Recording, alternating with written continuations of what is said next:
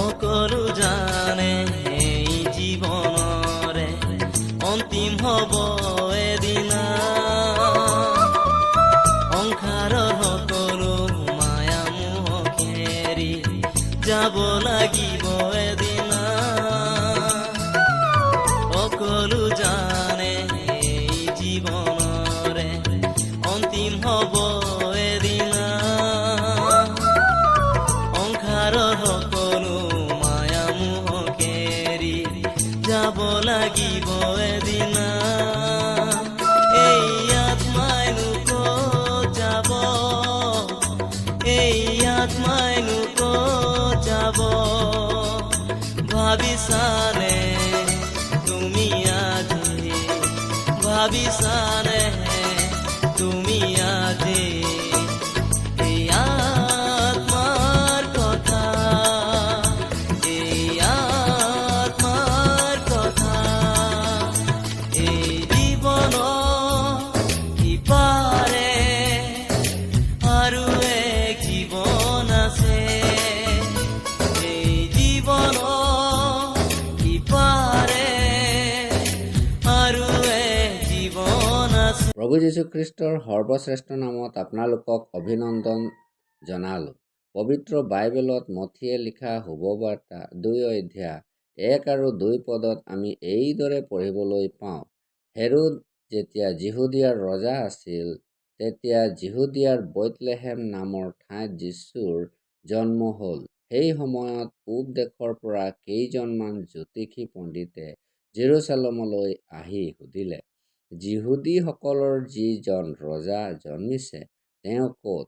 কিয়নো পূব দিশত আমি তেওঁৰ তৰা দেখা পালোঁ আৰু তেওঁক প্ৰণিপাত কৰিবলৈ আহিছোঁ। পূবৰ জ্যোতিষী এওঁলোক বাবিল দেশৰ পৰা আহিছিল। ইছৰাইলসকল যেতিয়া দাসত্ব অৱস্থাত বাবিলত আছিল, তেতিয়া দানিয়েল নামৰ এজন ডেকাক ঈশ্বৰৰ মহান অনুগ্ৰহত নবুকেদনেজৰৰ ৰজাই জ্যোতিষীসকলৰ মুখ্য বিধান হিচাপে মনোনীত কৰিছিল। দানিয়েলৰ দ্বাৰাই দিয়া শিক্ষাৰ অনুসাৰে বাবিল দেশৰ জ্যোতিষীসকলে পুৰুষে পুৰুষে সেই সময়ৰ অপেক্ষা কৰি আছিল, কেতিয়া প্ৰভু যীশুখ্ৰীষ্টৰ জন্ম হ'ব। তেতিয়া সময় পূৰ হ'ল। তেওঁলোক অৰ্থাৎ যিহুদীসকলৰ ৰজাৰ জন্মৰ কথা গম পাই তেওঁক প্ৰণিপাত কৰিবলৈ তেওঁলোক জেৰুচালেমলৈ আহিল।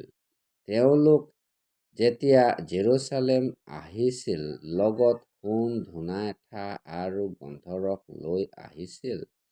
সোণ প্ৰভু যীশুখ্ৰীষ্টৰ ব্যক্তিত্বক দৰ্শাইছে আৰু তেওঁৰ ঈশ্বৰত্বক দৰ্শাইছে।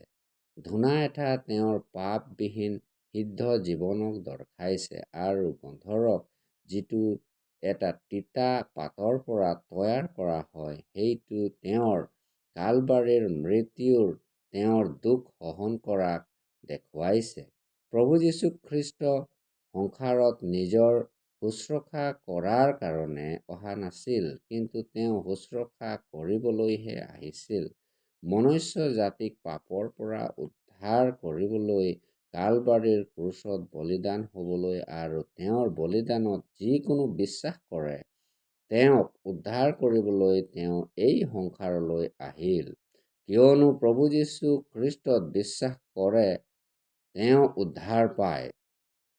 বিশ্বাসৰ দ্বাৰাই তেওঁ প্ৰভু যীশুখ্ৰীষ্টৰ শিষ্য হয়, স্বৰ্গ ৰাজ্যত প্ৰৱেশ কৰিবলৈ পায় আৰু তেওঁক ঈশ্বৰৰ সন্তান বুলি কোৱা হয়।